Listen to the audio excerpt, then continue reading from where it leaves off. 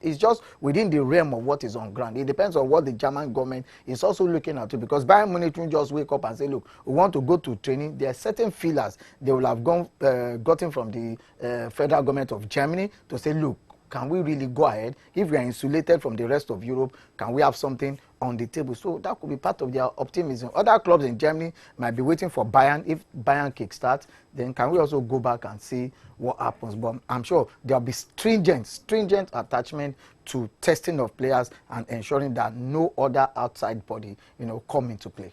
All right, Mr. Ige, this just came up, not really part of my talking points, but it just came up, and I think we should discuss it.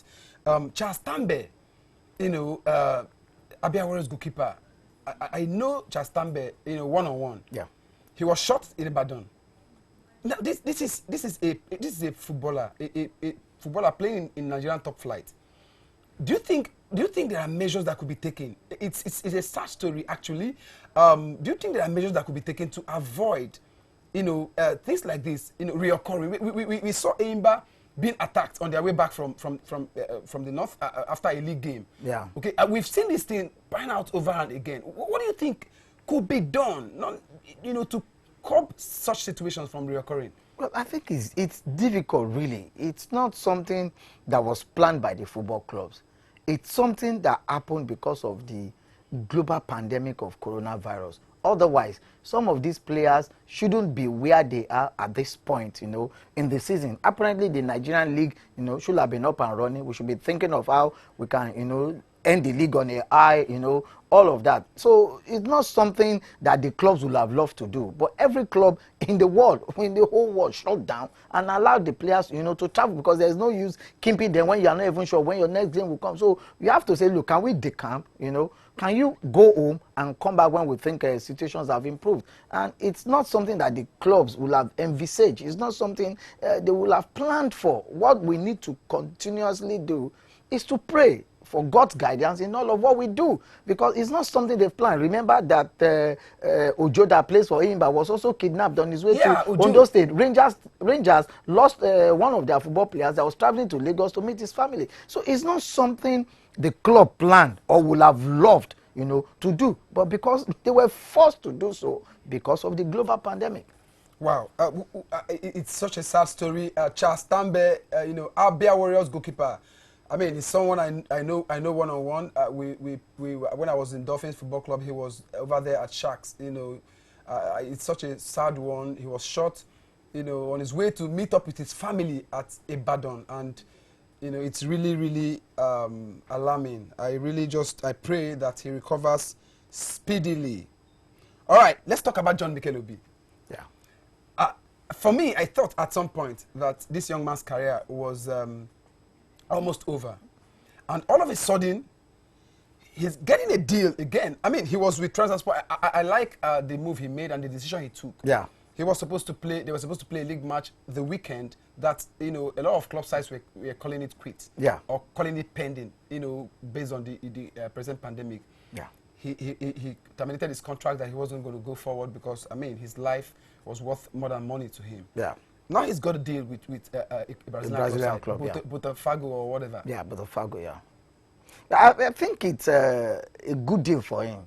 And I'm sure he wouldn't have expected it to come this way. But then, it's what football is all about. I think we must, pay due credit to the perseverance, of John Mikel Obi. We must pay tribute to his tenacity, to his industry, and, his ability, to reinvent himself, over the years. And those are factors, that have stood good in his stead for him. I mean, it means that he's been largely a well-disciplined player. He's been hardworking, because for you to be able to get contract after his exit another contract suggests that you must have had a regimen, of how you've structured your life and how you want it to be. And fortunately for him, the planks are falling in the right places for him, and that's what's enabled him to get that deal in Brazil. He will become only among the very few Nigerian players, that have gone to Brazil to play professional football. I think our ambassador, when it comes to Nigerian football, must be Richard Owubokere. I think he's one of the most famous Nigerians that have gone the way of Brazil. Brazil is not usually a destination, for African players. Brazil it's not usually a destination even for South American players, because South America, it's like a conveyor, of talent. So it's not always, easy for you to see a South American player, crossing the channel or crossing the border into Brazil. So when you have a player of an African, descent heading the way of Brazil, then it means there must be something exceptional about him to go the way of Brazil, because of course you know that Brazil is a major exporter of talents to Europe year in, year out. So for them to buy a foreigner, an African, heading their way, then it means there must be something special in John Mikel Obi to offer the club, hence the amount of money they are willing to pay for him to come their way. All right, viewers, if you're unable to put phone calls through us, you could always send messages via WhatsApp. We'll read them out.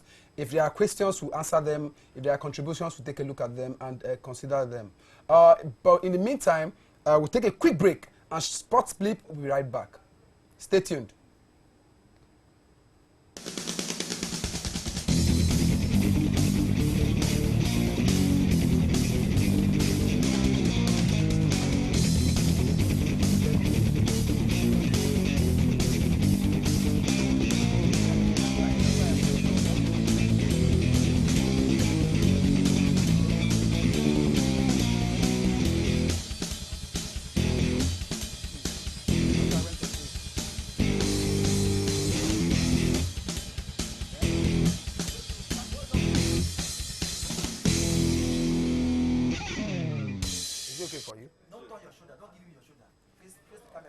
All right, welcome back to Sports Bleep. Still on Mikel Obi, Mr. Ige. This young man has been consistent. Yeah. I use the word consistent ever since he led the Super Eagles. Yeah. And this young man also is, with someone with wealth of experience. He's won the UEFA Champions League. He's won quite a lot of trophies. Now he's going to Brazil to play. Brazil is the hub of football. We could always attest to that fact. Sure. Do you think that this could be maybe another route for him to, be back in the Super Eagles? Well, I think it's tough. His return to Super Eagles is planked, on a lot of parameters. Consistency, competition for the very position he plays for, and of course the disposition, of the coach. Mikel Obi is a Nigerian. If he's fit and he can play, he's entitled to be invited, to the national team. But then, like I said, its ability to return to national team is predicated on certain factors, on certain things falling into place. And if those things, all fall into place for him, then you can as well, have a look in, but a technical advisor. But I'm sure for now, he would want to enjoy, his stay in Brazil. And like I said earlier, Brazil is not it's not even in the list of destinations for, African footballers or Nigerian footballers. So part of the problem with Brazil will be the connecting problem. One of the sad things, about Africa is connectivity. It's always very difficult, to travel out of, Africa, and that's one telling factor in heading to Brazil. There are no direct flights between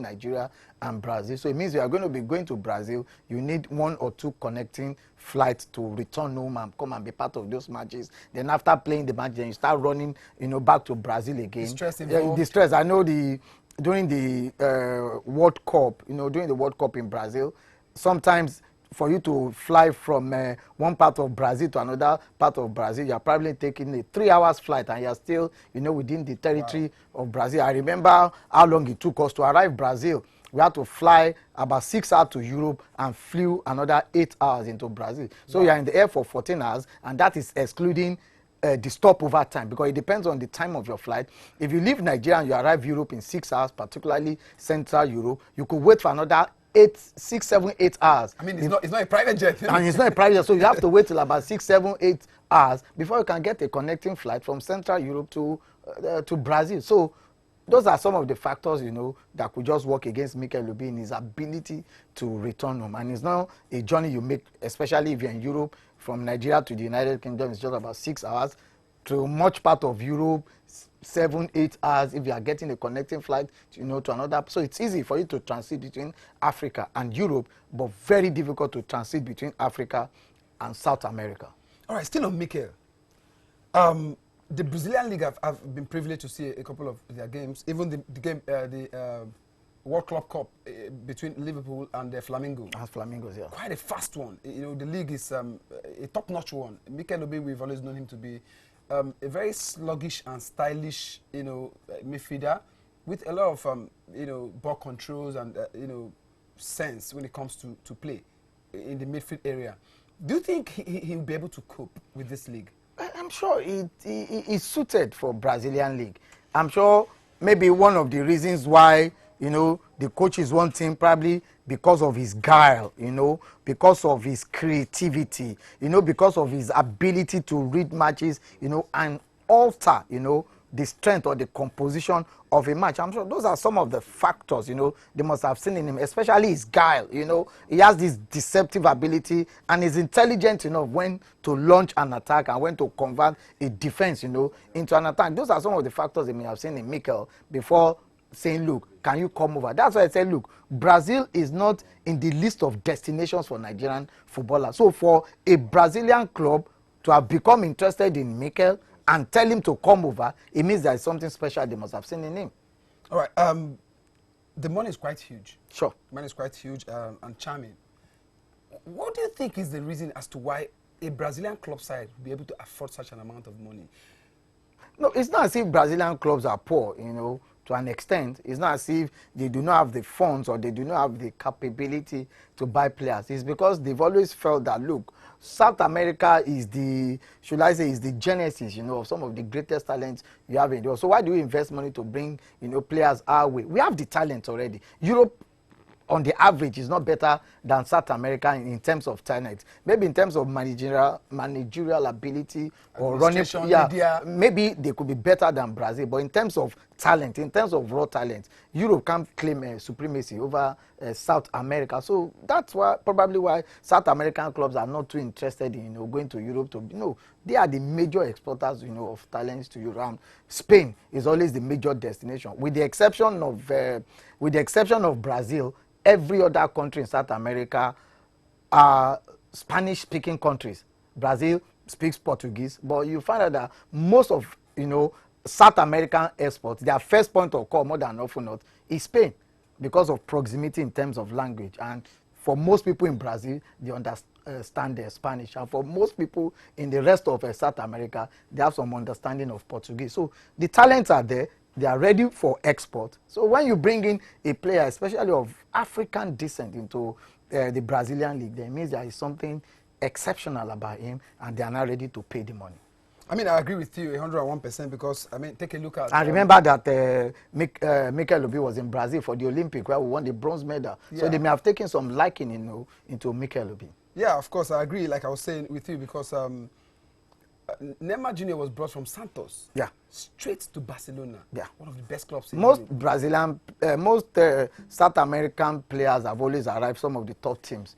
Vinicius is from Brazil. Where was he brought from? At what age? He's already featuring for the first 11 of Real Madrid. So we've had players like that who just arrive and they walk straight. I remember the days of Romario, Faria de Souza, Ronaldo de Lima, all of those generations, you know, they walk straight from Brazil into the first teams in Europe. Wow. The Brazil, the hub of talent when it comes to football. Well, we're going to be talking about the EPL now. I know our viewers, this is where they've been waiting for this talking point a long time. First of all, do you think the EPL would hold this year? If yes, what are the reasons? I think the EPL will hold. There's a lot of money into football, especially in England. Remember, there's so much money coming, so much revenue coming in from television, so much revenue coming in from endorsement, from sponsorship, from spectatorship. There are people who hold seasons tickets for practically all the clubs in England. So there's a whole lot of money involved in the EPL. So it's not just a decision the runners of the EPL will take and say, look, we are ending the league. Like I said much earlier, there's still the time, there's still the avenue for the league to wrap up. I think we have about 12 matches or so remaining for the EPL, you know, to end. And those 12 matches is what they can play over a 2-week period. They can actually end 12 matches over a 2-week period. It's to alternate the days they are going to play, or over a 1-month period. So rather than ending the league typically in May, when the players now take break, for which we'll have been talking about the Olympics from July to August, Luckily, Olympics is no longer going to take place. So rather than shutting down completely, the Premier League and most of the major leagues in Europe can be extended by an extra 1.5 months. And in those 1.5 months, they try to, find a way around ensuring that they finish all the fixtures. Because as it is today, there is no known champion in England. Although you could say, look, Liverpool is all but would all but be crowned the champion of England. But then there are other positions to be fought for. The second position is still not guaranteed by Manchester City. The third position is not guaranteed by Leicester. The fourth position is not even guaranteed by Chelsea. So we still have Manchester United. We have Wolverhampton Wanderers, clubs that could still, get a looking into the Champions League space in England. We're also talking of relegation teams. Norwich is the last team, on the table. Mathematically, they could still escape relegation. So it's difficult to say, look, can the league end the way it is today? Or even if you say, look, there is no champion in England today, it won't still augur well because there are some teams that are meant to be promoted from the championship. Of course. So the league just must end, and they must find a way to end the league. And the league cannot end the way it is at the moment. All of the matches would be played. I'm very sure of that one. They will find a way to crash or to squeeze, the remaining fixtures and ensure that there is a proper champion in Europe, there is a proper representative of England in the Champions League and in the UEFA Europa Cup. And of course, we need to know the 3 teams that will be relegated because other teams are already waiting in the championship to have a look in. And lastly, too, every position you occupy on the Premier League table has monetary attachment to it. So it's not a simple cut and paste thing that's going to happen in the long run. That brings me to the next question about the EPL. West Ham president came out to say, look, hey, that league should be annulled. Now, there have been questions here and there with regards to, okay, should the league be annulled? Should the league continue and be concluded? You can't annul a league. A league is not a one-off event. A league is not an election that holds in a day. A league is not an event that happens in a day. A league is a marathon. You don't wake up in the morning and say the league has been annulled. Under what condition? This is a marathon that everybody has a chance of getting something at the end of the day. So you don't shift the goalpost in the middle of a match. How do you annul it? So no club will be promoted in England. It's not going to happen. I don't think it will happen. Rather than that to happen, then we have to announce whoever there is a winner of the league. But I fervently believe, I sincerely believe that the EPL will end. They will play the remaining matches. It's 12 matches. I think there are 12 matches remaining. 12 matches means about 6 weekends. So those 6 weekends can be collapsed into 3 weekends. Monday, Wednesday, and Friday, you play 3 matches. Another Monday. Before you know it, it's all over. Because, like I said earlier, desperate times demand desperate measures. It's not been seen before, in open era, in recent, history of the world that we've had, a pandemic shutting down, practically everything like this. Some clubs will also have to offer some form of a compensation, to their supporters. Some are season ticket holders, and they expect that a lot of things will have happened by now. I don't think the English Premier League will be annulled. It's not an event. It's not a game. It's not a one-day thing. It's a marathon, and you have how many teams running the marathon? 20 teams. One team can't come for annulment. It's not possible. All right. If the league, if they say, we really don't have the space of time with regards to our schedule. Yeah. Because right now the league is running over into the next season. Yeah. Transfer window is supposed to have been either open or soon to be opened. Yeah. So if the league be, awarded to Liverpool, they say, let's just have a consensus at the moment and say, let's award the league to Liverpool because, of course, they are leading by 25 points ahead. Yeah. Who do you think would it? Who do you think would say, hey, no, let's keep playing? No, who are the clubs? It's the responsibility of the managers or the runners of the English Premier League to determine the next line of action.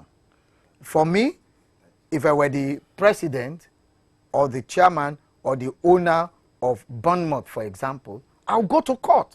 Exactly. So you can't say, let us award the trophy to Liverpool. It's not possible. I'm sure clubs like Manchester United went to court because Manchester United has a realistic chance of catching up with Leicester City. They have a realistic chance of catching up with Chelsea. And they have a realistic chance of even catching up With Manchester City, they're in the second position. Exactly. So you're not just going to wake up one morning and say, look, let's award the league to Liverpool. I'm 100% sure that they will not do that because it will bring about untold litigation. And like I said earlier, even the club that is in the 11th position today can head to court because there's a realistic chance of the 11th placed club to be 5th or 6th at the end of the season because there's also money apart from Europa League. There's an amount of money attached to that club for coming 5th. There's an amount of money even attached to the club that is relegated. Okay. Then what of the teams from the championship? Are you saying they are not going to gain promotion?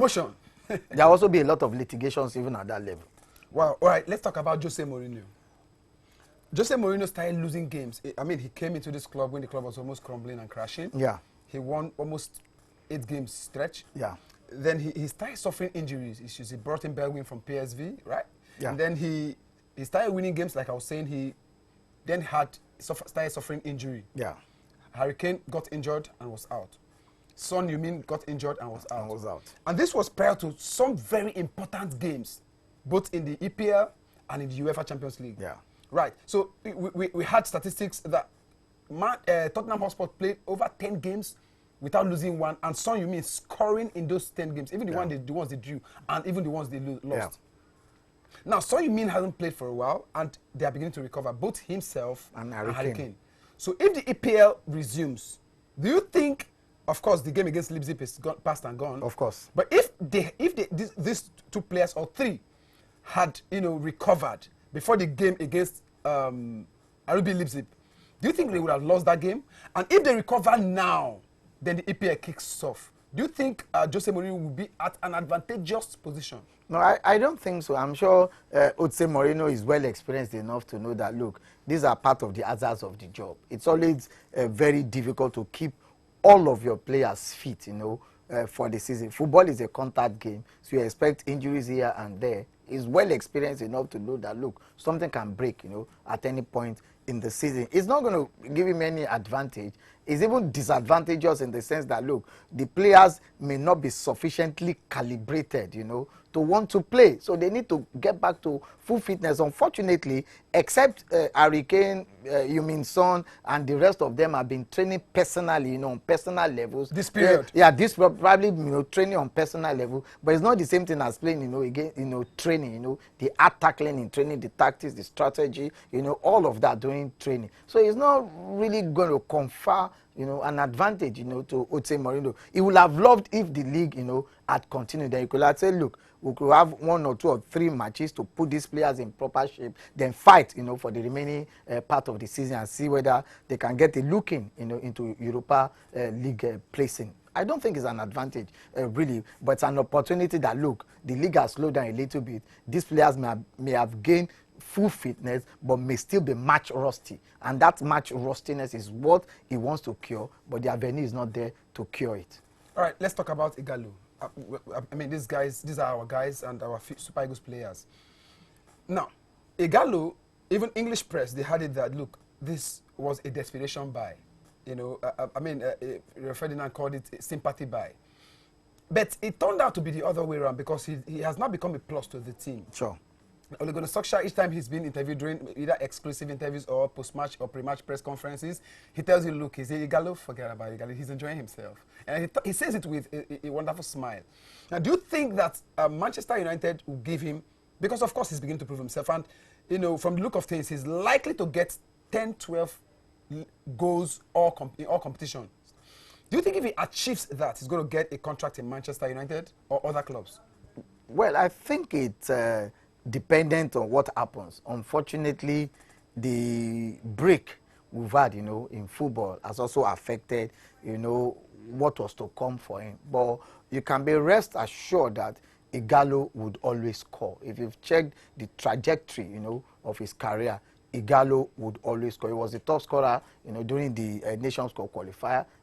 I think it was also the top scorer during the World Cup. proper. Yeah, in the Nations Cup proper itself. So you can be rest assured that, Ighalo will always score. So arriving United, the thing wasn't about whether I was not going to score. No, the thing was about how many goals will he score and what would be the value of the goals, to Manchester United. And you could see it scored some goals, at the right time. And that's what makes, player for big occasions. You score when they need you to score. You know, you pop up when everybody looks towards you, and that is what's been able to do. You know, some of the scored 4 goals so far, and it's a good one for him.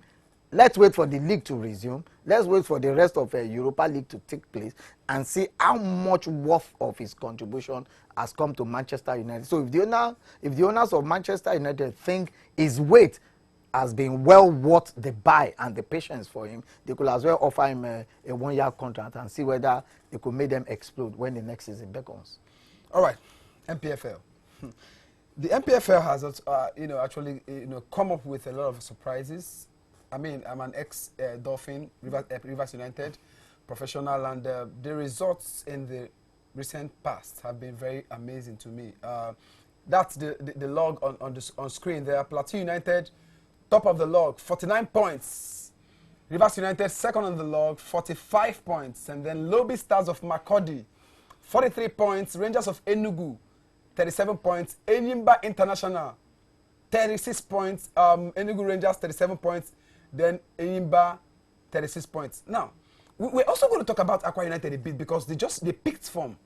Their form has been amazing because they lost 18 points when the league, kicked off. Now, let's start with Plateau United. Plateau United, this team has been amazing. They haven't been losing games, winning with good margin of goals, both at home and some away games also. Mr. Ige, a comment on Plateau United? Well, I think they've been the surprise of the season. I'm sure when the season started, nobody looked the way of Plateau United. You will have looked at the traditional clubs, Aqua United, Enyimba, Rangers, Lobby Stars. Then you could look the way of, Sunshine Stars. You could look the way of Rivers United based on the pedigree of where they are coming from, the fusion of both Sharks and Dolphins Football Club. I think you'll have just said at the start of the season, if you had to look at the top 5 clubs who were likely to win the league, I'm sure they won't be far away from Enyimba, Rangers, Lobby Stars, throw in Rivers United, and possibly Sunshine Stars. Then look for an outsider in Aqua United based on, on their performance in the last 4-5 seasons. Nobody gave Plateau United a chance, but, kudos to them. They've been able to, steady the ship.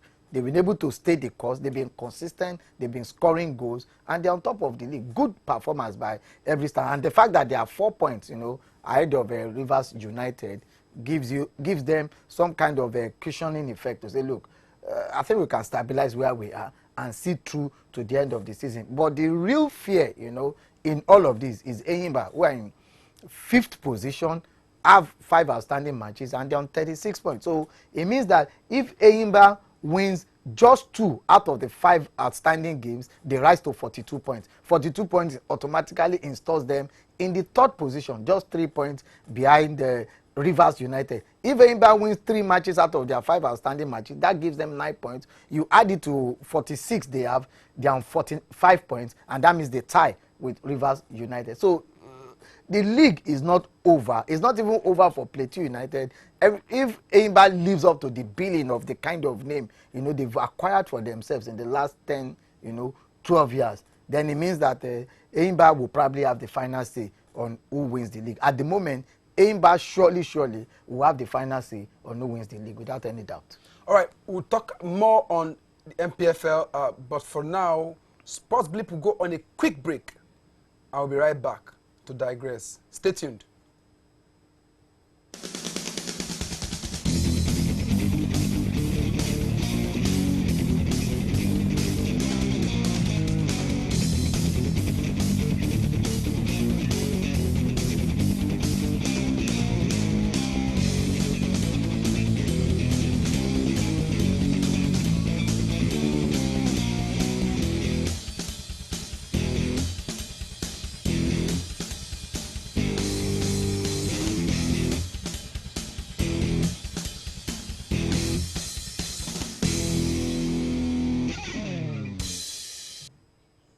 All right, welcome back. Still on the MPFL stories. All right, let's talk about if the log at the table of MPFL will be displayed on the screen for viewers to take a look at whilst we speak. Now, Rivers United, Mr. Ige, I am part and parcel of this particular team. biologically, I'm a Rivers man, and then I played for this team back in the day. Um, they started scoring goals, both home and away. I mean, the game against Heartland over there at Olu, it was 2-0. Yeah. Malaki or Haume giving Rivers United, those 2 goals, two away goals. Now, at home, they see them winning 3-0, you see them winning 2-1, you see them winning 1-0. Yeah. At some time last season, and even earlier this season, some of the home games, they don't even get to score. Yeah. Well, I think it's been a great turnaround for Rivers United.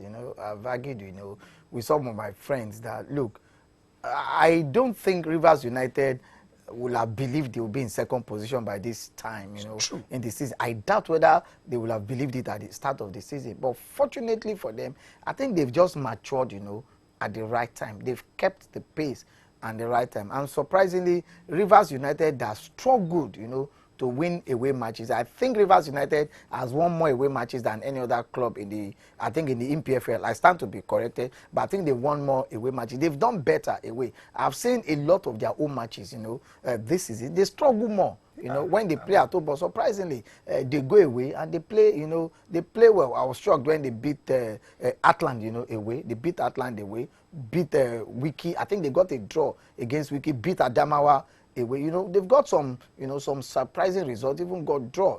I was thinking they'll be able to get a good result against Rangers in Enugu. Unfortunately, they couldn't get that, and that is giving Rangers, who were probably among the last 4 teams, not too long ago, Rangers are suddenly risen, I think to the 4th position. Rangers is in the 4th position already.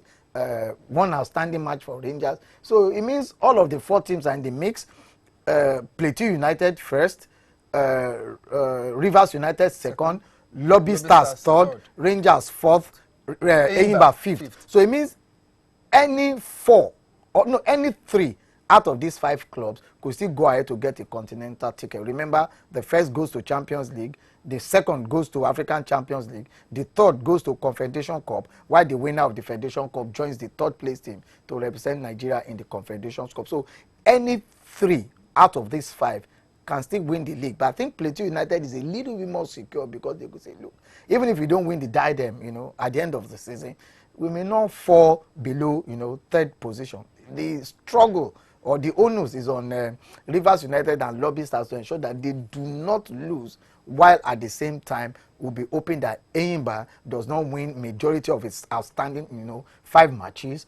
Because the moment Enyimba wins 3 out of that matches, it changes the complexion of the leadership of the table automatically. Exactly. It automatically puts Enyimba in 3rd position at 45 points. They'll be 3 points ahead of Lobby Stars and just 4 points behind Plateau United. And they may still have 2 outstanding matches. So Enyimba is, climaxing, at the right time. But kudos to Rivers United. I must commend them. I never expected them to be at this point, in the season. But I think they've done extremely well. Wow, Stanley Eguma doing so well for himself and for Rivers United Football Club of Port Harcourt. Yeah. Kudos to you, Stanley Eguma. I played under him. He's one coach that likes to push you. He will put you under pressure. I think without any doubt, he's one of the most experienced coaches, Yes. And he has stayed with Rivers United for quite a long time. Yeah, for quite a long time. One would expect the good results. He was also a coach at Enyimba, so he's acquired, sufficient. He's one of the most widely traveled, local coaches that we have, in Nigeria at the moment. So it's good for him. If he wins the league, if he gets a continental ticket for Rivers United, then he will have achieved something substantial this season. Well, I wish him well. I mean, I would like to have a post and pre-match press conferences in the Champions League. In the Champions League or in the CAF Competition Cup. The CAF Competition Cup here in Port Harcourt. All right, Lobby Stars, Coach Benga Ogumbote, one of the best coaches in Nigeria in the MPFL. 3rd on the log now. What do you think is the future of this particular team? Well, Lobby has tried.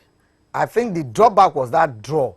The drawback for them was the stalemate against Kano Pillars. I think Kano Pillars got a draw, in Makurdi against all odds. Everybody thought Lobby Stars would beat Kano Pillars in Makurdi, but it was not to be. So that meant they dropped 2 points, and that's what's caused that gap between them, and Rivers United.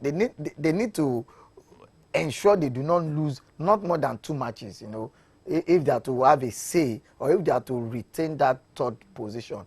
It will be easier for Enyimba and Rangers to catch up with Lobby Stars because of the goal margin and point margin, but they need to ensure they do not lose till the end of season. It's a tough one. It's a tough call for them. Very tough. Because they have a chasing pack of Rangers and Enyimba. So it's tougher for Lobby Stars to sustain that that third position. But then they have the experience in Benga Okumbate. You never can tell. Quite a tough one for them. Quite a tough one for them. But Never that brings us to Enugu Rangers. Now this team started off so badly, poorly. I mean, the CAF champion. They were in the CAF Confederations Cup, right? Yes.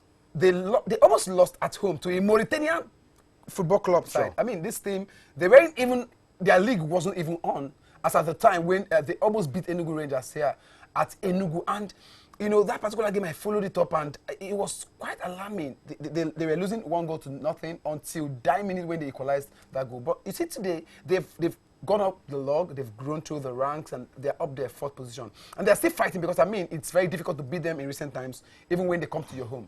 Well, I think the distractions of playing in the continent took a toll on the team, and that made them to struggle at the start of the season.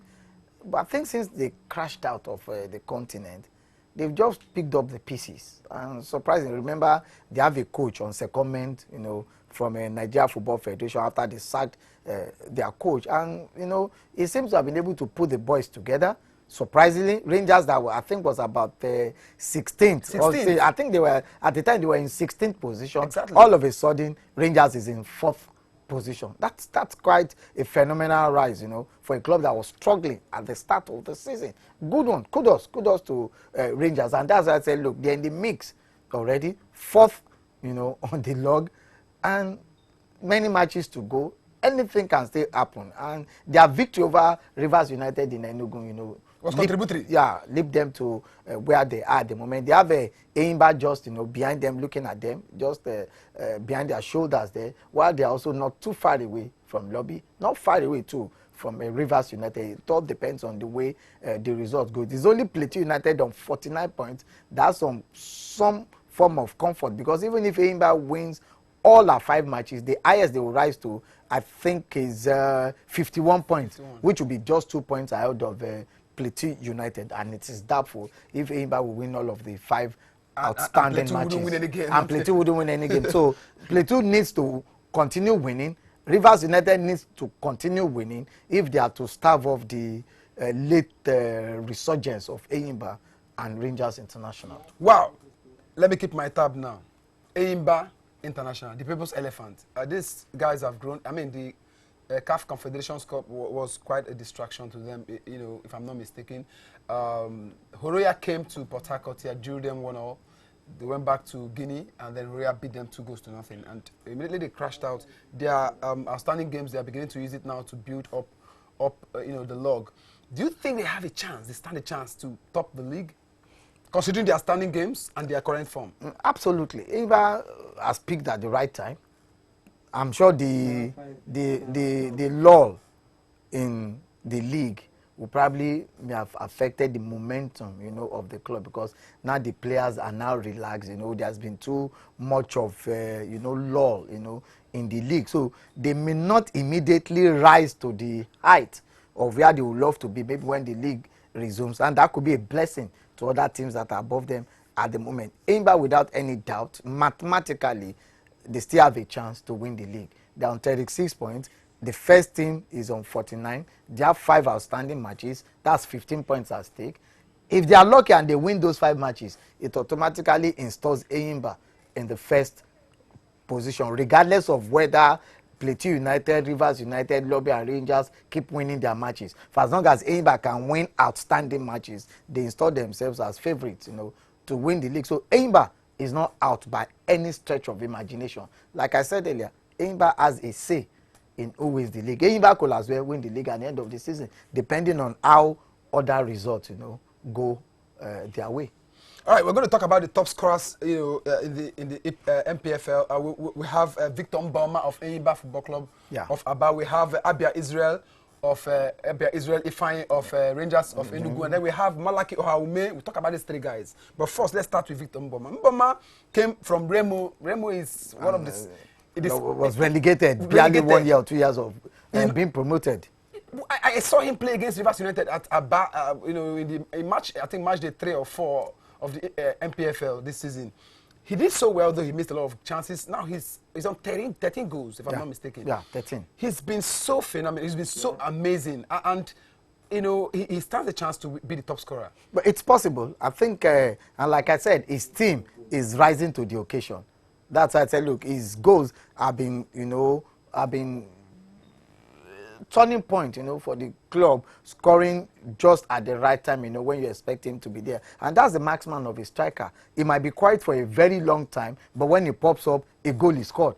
That's your job as a scorer. Your job is not to make noise on the field of play. It's to be there when the goals are needed. And I think that's one thing that has come, you know, to his attention, you know, of recent. He's been there at the right moment when Neymar needs him. And he has a very good chance of being the top scorer. He has a very good chance. Quickly, Malaki Ohawume, this guy is on 7 goals, no penalty.